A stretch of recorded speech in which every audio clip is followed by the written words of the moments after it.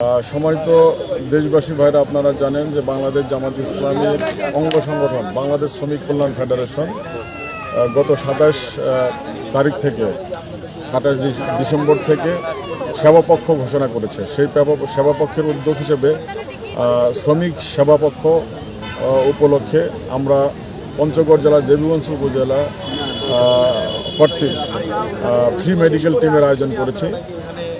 এটি আমাদের সর্বস্তরের জনগণ আজকে এখানে আসবে। দেবীগঞ্জ পৌরসভার অলদিনী সরকারি বালিকা উচ্চ বিদ্যালয় মাঠে এখানে আমরা বিশেষ করে যারা অসহায় দুস্থ অসুস্থ রোগী আছেন, যারা দূরে গিয়ে চিকিৎসা সেবা নিতে পারেন না, তাদের জন্য আমরা আজকের এই আয়োজন করেছি। এখানে আমাদের হাড়জোড় বিশেষজ্ঞ আসছেন, মেডিসিন বিশেষজ্ঞ আসছেন, গাইনি আছেন এবং শিশুরোগ বিশেষজ্ঞরা এখানে আছেন।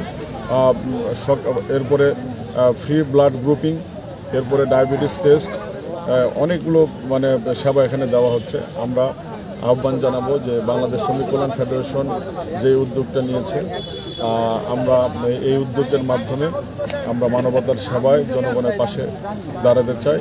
মূলত এই কারণে বাংলাদেশ শ্রমিক কল্যাণ ফেডারেশন আজকে এই আয়োজন করেছে।